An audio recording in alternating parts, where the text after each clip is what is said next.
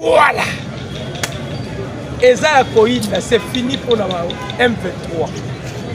Bukavu, en fait, Yakotumba décide de libérer Bukavu, de libérer Goma dans 48 heures. Nigne Zoleka, Mote ba Congolais, Mote Nabino, ba internautes, ba Congolais de père et de mère. Ba compatriotes la biso partout dans le monde. Toyena et Sengoko partagé ensemble avec le peuple congolais ces numéros de décryptage sur l'actualité politique de la République démocratique du Congo. Tolobaka yango met de fois un véritable Congolais. Okoyi kolekisa mokolo te sa oluka oyeba mboke lalaki ndenge nini mboke la muki ndenge nini. Un vrai Congolais oza censé ya koluka oyeba position actuelle ya mokonzi ya mboka file les engins de l'air. Un véritable Congolais oza censé ya koyeba même makambo so le kalibanda. Voilà pourquoi biso pe to so mokano ya koya ko informer bino ba Congolais de père, ya koya ko informer bino ba Congolais de mère. Makambo so le kalamboka na biso. Tolobaka yango mais de fois. La République démocratique du Congo est l'objet d'un complot international. Bouti komo na makambo uti koleka na Congrès américain. Bazo traité document, dossier, il y a un accord au photo signé avec les États-Unis. Mais tout le monde est un Américain qui a ça l'expertise. A commis qu'on a changer langage. Il s'agit de monsieur Ronnie Jackson. A commis qu'on a changer langage. Oh non, ma belle Ndambu ya Rwanda et kota na Congo na moment où on a eu Kabola, Mokatou Koso, Bandikuba Congolais. Congolais, ce pays sera délivré que par des Congolais. Voilà pourquoi Kondo était Tshisekedi Ouamoulo. Avant de rendre l'âme à l'Obara la vie selon comme le peuple congolais prenait prise en charge. Tant que l'Obaka et l'Okowana a salaka allusion par rapport à Yamakambo et les Kanamoki. Ils avaient compris que Mundela Bandeki ko penché que si Kamoko Songolo par rapport à Yamakambo Songolo. Mais Aïbisa Kibiso, prenez-vous en charge. Donc on met la bino masolo. Il y a des mercenaires qui sont Bakangi lobby. Bakangi Bango na Zambie, Maneko s'est dirigé vers le Lubumbashi. Donc on met la masolo. Donc on met la masolo ya Yakotumba. Moussalo a salaki lobby na niveau ya Bukavu. Donc on met la masolo. Donc on met la masolo. Il y a dialogue. Makambu ya Angola. Qatar a son ici les sous d'Angola. Angola Paul Kagame Kima. Mais bah si Kagame Kozonga l'Angola. Oh, ndenge makambo zo kene l'Angola. Angola pe Lorenzo Angola qui m'a beaucoup. C'est-à-dire Babwa Kelly et Asena Sadek Bala. Maintenant Asena Sadek, ils vont s'incliner sur la résolution prise la Conseil de sécurité des Nations Unies 27 septembre. Wano ko échapper à côté. Kleboa o ekangi na mundele yemoko. O ekangi na Kagame. Kleboa. To betano lisolo ya Yakoto. Mikolo uti koleka le général Yakoto, le numéro 1 ya Bawazalendo.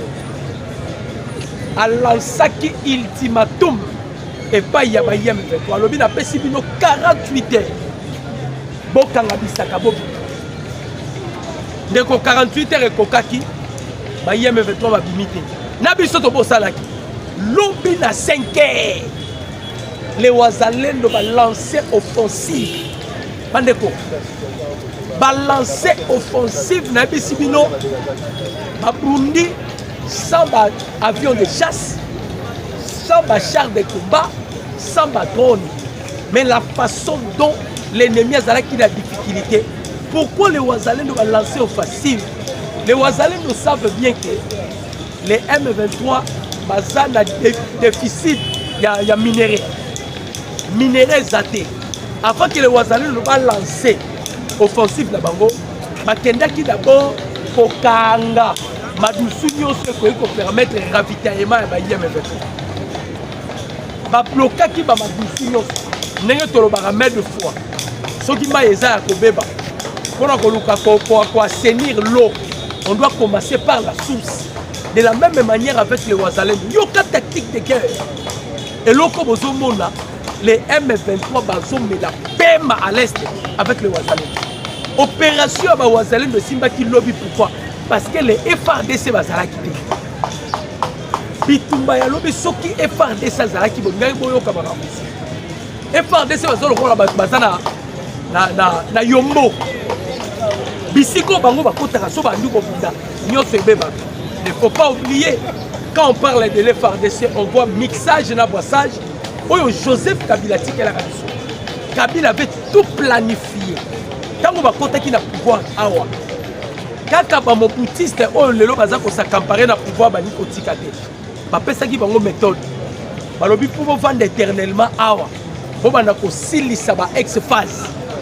Alors, Kabila va procéder sur le combat. C'est ce qui a permis qu'après Kokoma, il y ait procédé mixage et brassage. En 2013, ordonnance présidentielle, Kabila a nommé 450 officiers, 250 généraux rwandais, lieutenants rwandais, capitaine rwandais, qui ont nombre 450. Ici, le roi a dit que la différence est que bango bazalaka bazolo milayi bilongi mikie alebandi komela ba vitamine po bazwa kaka morphologie ya ba congolais to basu ko identifier bango. Mais c'était pas avec Yakotumba lobby bandeko soki tozala ba Yakotumba na kati ya armée na biso ata 4 ba géoza à l'est de la République là. J'ai à l'est de la République. Pour tel on va aventure, il y a FRDC. On va aventure pourquoi? Les M23 sont en difficulté na niveau à Walikani. Comme ils sont en difficulté, M23 va salir document, on va cesser le fait unilatéral. Et les FRDC dit que nous avons pris hâte dans la aventure. Batoubaza en difficulté, c'est le moment prépuce pour les déloger par force. Espoir na bango zalaki epa ya mutoto kangaki awa Aris Jaktani. C'est lui qui était la carte majeure. Il y a un plan sur Joseph Kabila. Basango bani ba déplacer Mutualanda repé sambo. Les M23 kuna Mutualanda repé sambo. Ba conteneur réseau kota biso to kasakeza ba matériel à l'hôpital ok minduki Mutualanda repé sara asala maramunyo. Tango bazu ba tieye maboko. Directement à niveau à Walikani, les M23 bazalaki sko na déficit ya ba minéraux. Par là to frapper bango na ne ba ko sala document na bango. Ya Kotumba lobby na 5h à lobby a rejeté nyonso en bloc. Lui il va frapper. C'est par là il a frappé. Tobandaki dans le centre commercial Katala et Katana. On a frappé l'ennemi na niveau à Katana. Ba kabwani ba bloc. Il y a cela ba mataki kota Katana. Mais sous ba kitaki kota Liu Louhi il peut permettre les bango ba encercler Bukavu parce que ya Kotumba lobaki nous allons libérer et Bukavu et Goma. Bango moko to lobi be bango moko. Yango moni to sala qui appelle to ici chef d'état-major Gilles Bandi. Ba FRDC va kota bitumba na te. Nous n'avons plus confiance à ba FRDC. Comment mon amour s'est venu au Melibangi au Mouos? Il menace le Boyaka Chama. Ordre outil awa, la lobby de ordre outil awa. Basengi, ba officier bazala qui sangani ba bundate, so ba yem na to ba kote. Qui sont derrière ces coups ici? Donc jusqu'à présent, on subit la conséquence du mixage et brassage au Joseph Kabila article la mission Boko. Mais on va se réveiller un de ces 4 matins. Congolais, nous avons besoin de Kabila sur la pouvoir. Kabila, la personne qui a détruit ce pays, dans le domaine Nyoso. Et puis, il y a qui est bien joué à Télévision. Donc, on a la difficulté pour s'en sortir la pièce. Bandima qui était que la diplomatie est déboulonner tous les systèmes. Et ça, le roi a bâti la mine ici. C'est ce que Kabila avait fait. avant qu'il quitte le pouvoir, Asibina nous code minier. Parce que Ayebi avec le code minier, Bamindele Baboumaraba. Après cela, Tovandi, Tomoni Ferdinand Kamé, oh, nous préparons le retour de Joseph. Tout à la mois, oh, mon mari travaille dans le silence. Mon mari travaille dans le silence, ma petite réunion. La Tanzanie, Yéna Moïse Katoumi, la Claudel Libaya. Na Moussou Zaki la présidence, Bakanga qui a Abima, François B. Ma petite réunion, dans la mercenaire. Ma petite réunion déjà à niveau Zambie.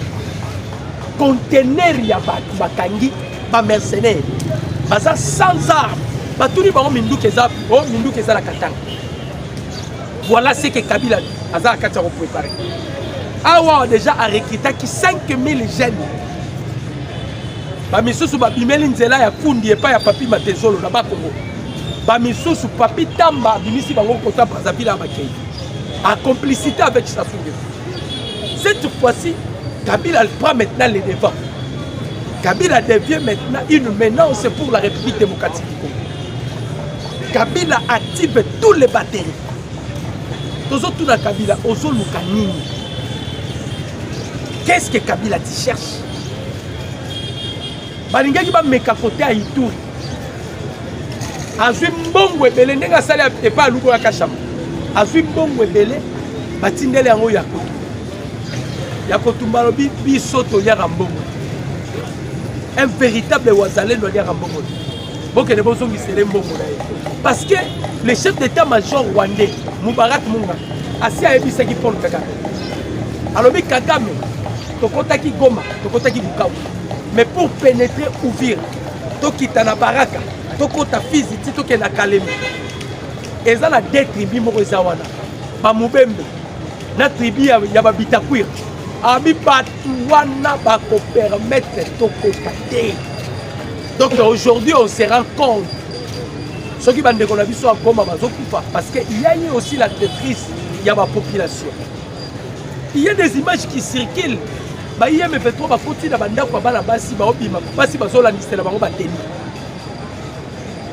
Ba Congolais ba komi ko bomba ba IM pétrole. Et quand on va vous tuer, on va zo bomba biso. On ne peut pas négocier avec un démon. On ne négocie pas avec un démon. IM23, Kagame, Kabila, sont des démons. Ce sont des démons. Ils sont venus pour une mission précise. L'objectif de la banque, c'est qui va créer Empire Ematouti. Empire Ematouti est dirigé par Paul Kagame. Le plan a été conçu par Bill Clinton, parrainé par Yuri Kakuta Museveni, Nebazui, Paul Kagame. Maintenant, plan Nabango comment qui déjà en marche. Lorsque le président Félix Ayeko a accédé à la magistrature suprême de son première mandature, c'est que dans le discours pour déboulonner le système Nabango Batiakoua. Dans la bitumbe, il sous ma casse. Dans le Congrès américain, il y a des Américains corrompus au Bazolo Baké. Ma belle à Congo et Kota na Rwanda. J'ai pleuré. Un Américain qui dit ça. Tozungi na makambo ya roi belge aloba. Lorsque Paul Kagame réclamait les sols congolais. Quelle était la réponse ya roi belge Philippe? Alobi na 1880 Congo existait déjà. Rwanda n'existait pas. Na 1880. Ceux qui ont réclamé ma belle, ce sont des Congolais et non des Rwandais. Parce que dans 1880, aussi tozalaka. Rwanda est payé pour lobby. Là, c'est roi Philippe. Yango Bomoni, la Belgique a déployé unité à commando na Kin. Qui avant-hier était panique na Kigali. La Belgique a pris une décision. Bangonde banoko.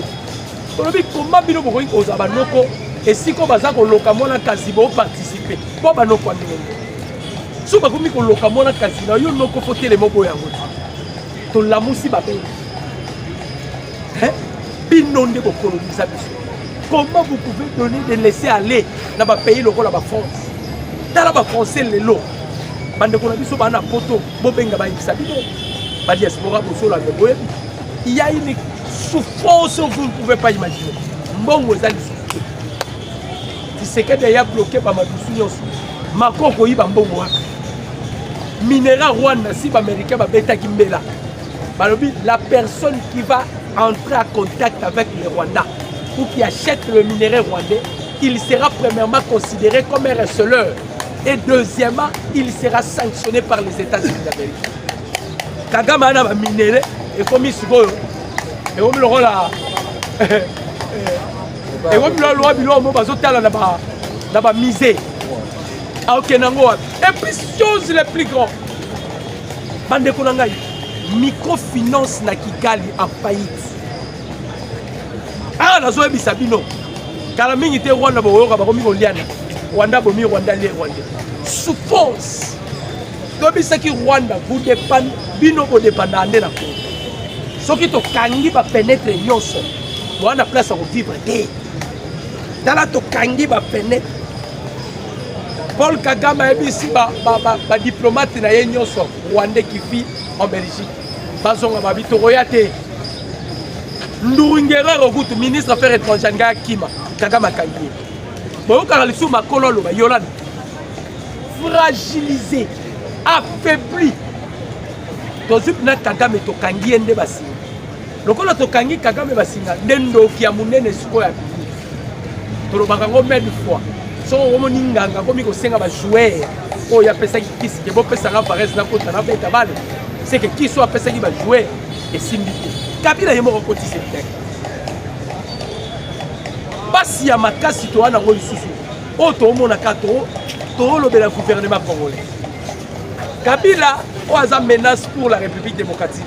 Mais vous permettez à sa femme à son avion à Kenya Bukavu. Normalement, on ne peut pas permettre au livre de se déplacer. Bateau Bazana Katia a conspiré Makamouya Mabe contre la République. Imaginez Kabila Lali Alamouki a créé Bamogo. Parce que l'Arabie ce phénomène Katakata. Na Koulouna, c'est Kabila qui est venu avec Koulouna. Mouta créé un Chadari. Ba créer qui biloko wana nyoso pour la côté psychose na mitu ya ba congolais ba créer ba panique ba congolais ba bangi tout ko sort maintenant ba confondre ba bandeko lobby le M23 ba beta mana bango mais lobby ya kotumba ngaka boma bango tenga boma bango te mais ya kotumba silisi ba ya kotumba beti bango. Congolais, imaginez que les Rwandais ont la difficulté parce qu'ils ne maîtrisent pas la cartographie à l'est de la République. Surtout que les Ouazalais ne sont des peuples autochtones. Bandeko, va cercler l'ennemi. Voilà le niveau à Nini, il y a Kaboum. Avant que Bakoma na aéroport, ils ont frappé l'ennemi. Les Ouazalais ne vont sans les avions de chasse. Sans ma drone, mais vous t'en avez. Mais ceux qui t'ont dit qu'à FRDC, tu continues à moi. Moi, je continue. Moi, je continue. Parce que les FRDC, déjà 4 types d'officiers. Premier type d'officiers, ils sont loyaux à Paul Kagame. Parce qu'ils ont été nommés par l'ordonnance de Paul Kagame. Joseph Kabila, Azalaka président. Kabila Azalaki, Makenya, garde-corps. Azalaki sécurité, pardon, Makenya. C'est Paul Kagame qui dirigeait le Congo. C'est Paul Kagame qui décidait. Voilà pourquoi, nomination sur Ningé Salama, il faut la présence de Mo Ibrahim, na George Soros. Bango de la liste, allez, Kabila Bandi Konomé. Maintenant, il y a les officiers basés pro Kabila. Kabila comme ici, bango ba milliardaire. Pour talamboka la biso ne général azana villa dans copie. Na pays nini Salema. Ba filet belé télémia, ba général. Des généraux qui ont des villas. Et ça les sous là ba généraux mususu, des commerçants. Bango musala bango tega la char de combat, côté ba munitions, bazar. Mais il y a type il y a des officiers qui sont loyaux à notre pays. Mais les officiers qui sont loyaux à Mboka Nabiso, baetufaka bango et pas commerçant. Otala la félicité Luboya Kachama. Surtout on a basoda lokola ba Luboya Kachama boye. Ba ventir et tout la tête. Mona Museveni a bêti 7 fois à tweeter mukolo moko d'image. Yo Luboya zéro komona. Wala nyonso parce que Kabila est allé voir Museveni. Après ça ba IPDF. Azumbongo après si Museveni pour ba corrompre Luboya Kachama. Luboya Kachama lobi ceux qui na Zumbongo. Na Zumbongo. Et ça li ke ba Rwanda ba koti na mboka wa. Ngana koyi ko kende exil bakoko nanga ba ozana na Congo te famille nanga ko ozana na Congo te bazala lisusu na souffrance ba Rwanda. Voilà un officier qui peut raisonner botala mutazo réfléchir. Luboya Kachama à mettre en garde Kakuta Museveni yori alobi yona mwana na yo si vous osez ya kosala blague na Ituri imaginez à maîtriser Zaïre à maîtriser Kodeko petit c'est la ralikolote na Ituri. Wana DSP bien formé. Luboya Kachama ici Kakuta Museveni alobi soki bosali blague. La guerre ça ne se fera pas à l'Ituri, mais la guerre sera engagée à Kampala. Dans bayoki ka Kampala babangi. Lobi na butu mwana Museveni a supprimé compte Twitter na ye. Ouais ça ba millions des abonnés. A supprimé en pression les. Voilà les officiers tozo luka.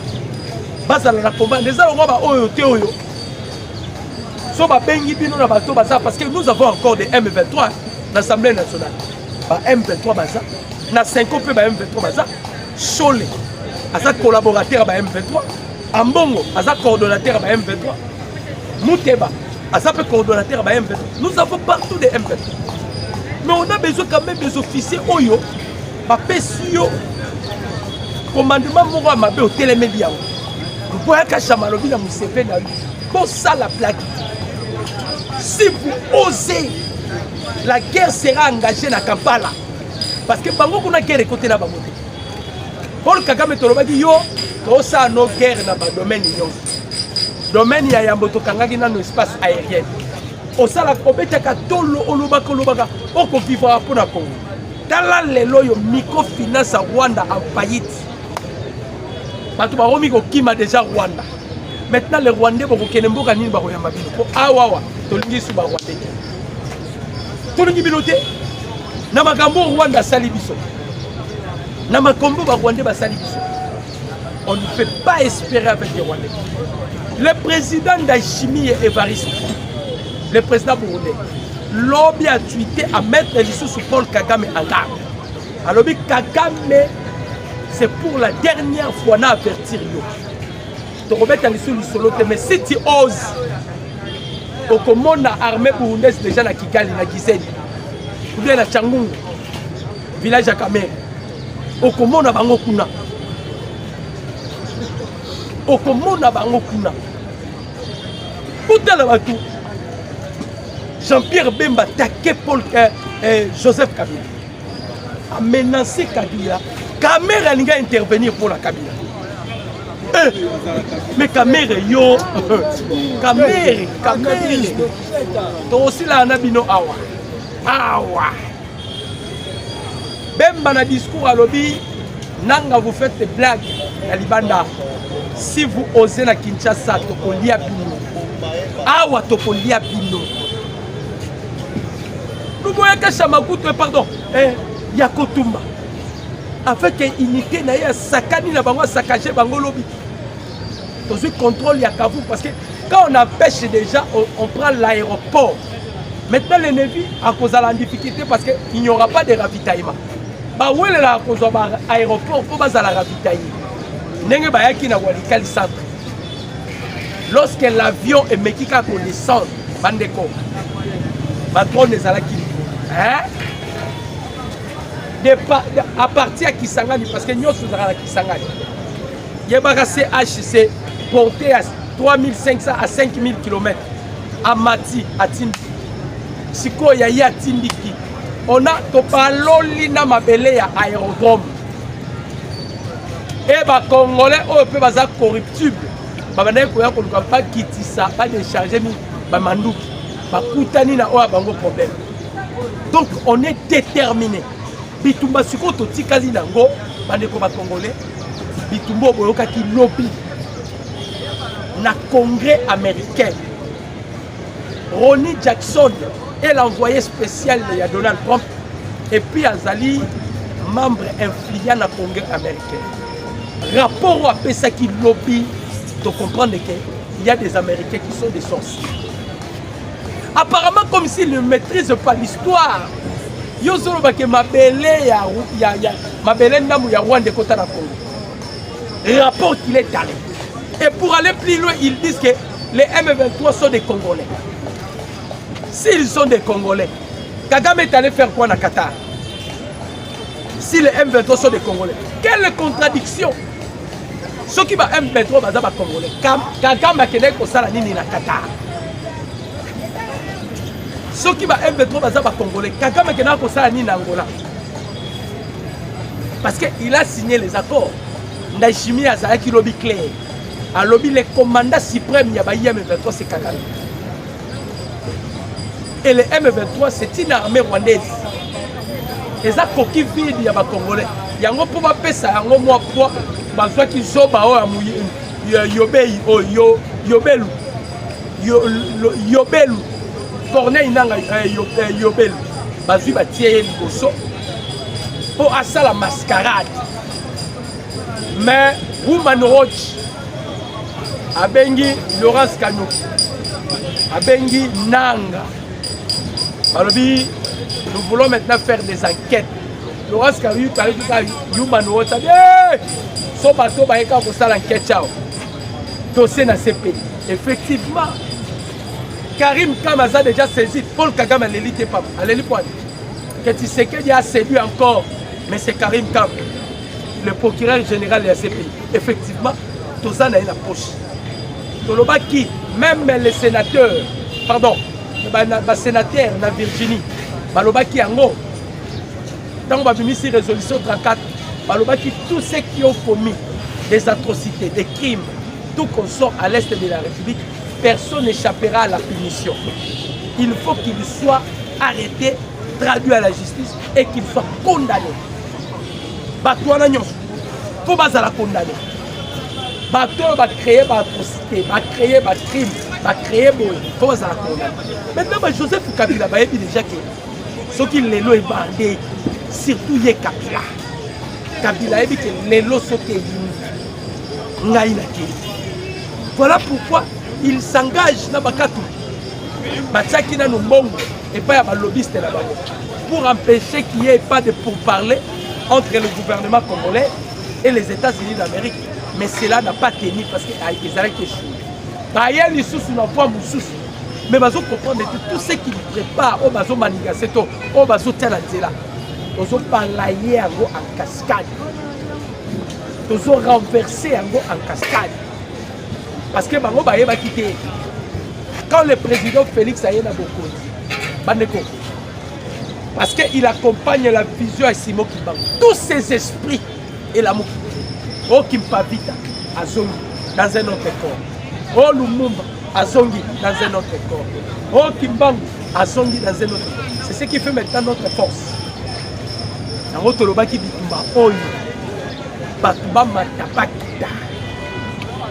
Nous allons vaincre cette guerre. Le président Félix ici a yébissa à Roma français. A yébissa à Bango, au bétager des dames. Net au bétager des dames. Bino na obetala bino. Boko Kweya. Et ça j'ai des dames. Boko Kweya. Et c'est moi qui sortira avec eux. C'est moi qui sortira avec eux. Parce que j'ai des dames. Pour tout le monde qui ma blague. Bakoya Bazum Paul Kagame. Macron. C'est comme s'il protégeait Kagame. Nous sommes tous mis tout là. Lieni ni Macron Zala Mouna Kagame. En dehors, il y a génocide. Neto Eko se rendre compte. Non. Macron a formation. Paul Kagame, formation. Sassou Nguesso, formation. Deba Sali Bloc. Basali Bloc, ma formation. Ils avaient imposé même les commandants suprêmes à s'adhérer dans Babavir. Parce que quand vous vous adhérez, d'office, on va vous contrôler. Le président Félix a dit non. Nga ezama kama bikeko. Nga ezama kama bikeko. donc ngai kamba na lakamukamba ba mekabo esimite ba mekabo esimite tala modèle auto de millionnaire bon Kabila comité na niveau que ça la recrutement a vu bana na ba beret vert bazala kiawa ya ba beret rouge bango ne ba kateki bango bazaville 5000 okobomisa bango pamba lelo yo Bukavu comme une cimetière ou alika les cimetières Poutine appelle ça déjà mon mboka tactique alors ça le système à réduire effectif il y a ennemi c'est-à-dire ça là c'est que des mathématiciens de guerre il y a zo compte tebino bokota bando lia bino randa mudaba de to lia bango to sui bango côté à walika li centre to silisi bango lobi to sui bango na kafumu bamsu bango miko se déguiser alongo li bilamba alati bilamba basi bamsu alongo li bilamba bimi on dirait civil mais ba za la ka identifier ya ko tumba lobi tozo déloger bango degré et par force et vous avez vu le travail ya Kotumba pour vous dire que ce que ça la armée au Kagama bangaka et ça FRDC Kagama bangala FRDC la preuve aloba ngo na Maison Blanche tango ba bengi sakaye et pas ya Joe Biden avant qu'il quitte le pouvoir Biden a émis Kagame totaki mbongo parce que pendant ce temps-là les États-Unis avaient une pression que le président Félix a dialogué dans l'IMF. Pour ceux qui va dialoguer à l'époque là, on devait procéder directement dans le mixage dans passage par rapport à cahier de charges à l'IMF. Le président Félix, comme il avait refusé, les Américains ont eu option, ils ont pas Kagame. Si Kagame, pourquoi il s'assake na Gombe? Bateau Bangaï Basunga Paul Kagame, c'est la Monisco. Bandeko. Kagame a eu à Salawa, à pénétrer. À Salawa, pénétrer. Babengi c'est les États-Unis, mais messieurs, Mbongo Senga qui te fait Mindu qui te fait Kagame Lobi, Bosala est fort. Bolongo la Bawazale nous na Est. Heureusement, le président Félix étant visionnaire. Donc, Bimisa déjà Bawazale, nos questions des réservistes. Comme les États-Unis. Armée active aux États-Unis, c'est 1,5 million. Parce qu'on a 444 000 réservistes. C'est-à-dire, réservistes, et ça n'y a pas de ça. Et les M23, les Ouazalendo, en derrière, il y a des réservistes. Parce que sous couvert, il y a article 63, il y a constitution là-dessus. Que dit cet article? Tout Congolais a le devoir sacré de protéger son pays et son intégrité territoriale face à toute menace et de l'agression extérieure. C'est-à-dire ce que les Ouazalendo font, on a qu'à protéger Mbokanabiso parce que nous sommes menacés. Talandeti Kabila Lelo qui est devenu maintenant c'est pour la Mboka Oyo. Et moi si naïe, Oyo Salanga passe au livre Lembe, à Zotambola, et na somme d'argent à Zotambola. Ça c'est pour corrompre les officiers, non? Parce que ah, tous les officiers, les commerçants qu'ils sont. Bas commerçants, na bas commerçants. Aimez la vidéo, commentez, partagez les liens. Aimez la vidéo, commentez, partagez les liens. Donc, bandeko ba Congolais, tous continuer, bandeko. Nègre Tolobaki, on a été infiltrés, on a été envahis. Mais ce qui est plus important, c'est quoi? Malgré que nous sommes infiltrés, l'ennemi a la difficulté, il y a pour soi ma ville, ma province. Malgré que notre armée est infiltrée. Baza la difficulté à Kokota parce que malgré l'infiltration, les Ouazalais ne sont maintenant des gardiens du temple. Hey, la différence entre les Ouazalais et les soldats et que les Ouazalais sont beaucoup plus sont des victimes. Baboma papa na yena misulaye, baboma maman na yena misulaye, ba viola na ndekuna moi si na misulaye. Parce que biloko wane tikaliye yake kota armée. Bazo bundate pour la bombe, mais bazo bunda pour ba venger makila ya bandeko na bango. Par contre FRDC, maman na ngaye, hey, des commerçants. Des commerçants. Yango Mukonza Mboka, tango akoma qui prêt à frapper Rwanda. Les chefs avoir qui m'ont mis sous cima. Atali armée na biso ba officier bazo kima bitumba. avec cette armée, n'a déclaré guerre dans Rwanda. Non, je dois m'appuyer maintenant sur le plan diplomatique. Diplomatie. On a délogé tous les systèmes. Parce que la diplomatie est tellement nicolo. Et bah tu vas mêler paiement la diplomatie. Herman Cohen a lobby, c'est que des fait félin. To meki Kagame ningani, to meki ningani, to récupérer Kagame pouvoir. Maintenant, lobby congrès américain va traiter Makambu ya Congo. L'élo actualité dans le monde, on parle que de la République démocratique. Donc, au Lalio Lamouki, vous allez parler de Tshisekedi. C'est lui le phénomène de nos jours. Yende. Et ça, on a une réunion théorie. Hippolyte Kanamba, on a une réunion en Tanzanie, à côté de Mercedes. Tarabatune Bakangi en Tanzanie. Kabila, tu combats une nation sacrée. Tu combats un pays le plus béni au monde. Tu combats un pays où la commission Moutouya Mongo. Oyaki a osé le côté Joseph Kabila. Un abouti. Tu ne savais ni lire et ni écrire. Les Congolais va péter vie. Mbongo na biso ba Congolais. Les Kabila comme ko kende ko somba ba mercenaires. Ba ko ça la guerre na biso. C'est grave. Toloba ki biso dans sa génération est averti. Jean-Pierre Bemba Zolo Mikolo. Alors, on ne permettra pas à aucun jour que le Congo soit dirigé encore par un étranger. Il faut qu'on les a insultés. Un étranger au sommet de notre à la tête de notre pays et qu'au Simbaka. Voilà pourquoi nous sommes là pour éveiller conscience Yamato. Tokanga maboko te. Bitumbo to bandaki yango ne bandeli. Bato mokili balobaka masuwa et d'Indaraming sont commis pembeni ya Kivu. C'est-à-dire, tous a déjà vers la fin de cette victoire, mais on doit continuer à frapper, on doit continuer à se tenir.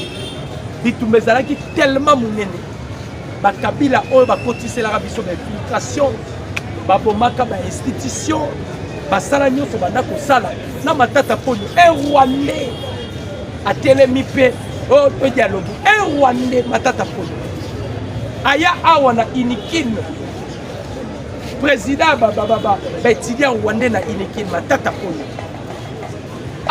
Chancelo Pamba ayibi pe mbongo ba congolais bukanga lonjo atelemi o bafutanga 2 millions nanga bobikaka po botambolaka na mituka soki ondi otambola ba makolo matata ponyo tokotikala nayo biso ba congolais bobikaka e Rwanda ya wana président ya ba Rwandais na inikin atelemi pe oh ça le dialogue il n'y aura pas la paix yo matata ponyo yo na mususu yo tozana e awa mususu tozana ye awa na hémicycle oboyebi yo za congolais ko kunda mamano na Rwanda ndenge ni yo za congolais okomi ndenge ni okenda ko kunda mamano na Rwanda bakota wa bamela ba vitamine bakoma bilongi minene soi-disant ba congolais des Rwandais bangona nde bazobundisa mokonzi mboka biso pe ba congolais to baki to ana bino lisu likolo ya biso to kenda bino tina. Mon numéro c'est plus de 143 89 63 95 965. Mon numéro c'est plus de 143 89 63 95 965. Tout à la branche sur la même chaîne à même heure et vous ne serez jamais dessus. Je vous demanderai seulement de commenter, de partager les liens, de ligner message comme pas à Congolais bazala avertir parce que ça concerne notre beau pays. Nous avons dit déjà que cette fois-ci nous ne parlerons pas de la patrie et la mort, mais nous allons parler de la patrie et la vie. On ne parlera pas de la patrie ou la mort, mais on parlera de la patrie et la vie. Vraiment, c'était avec plaisir. Je dis et je vous remercie.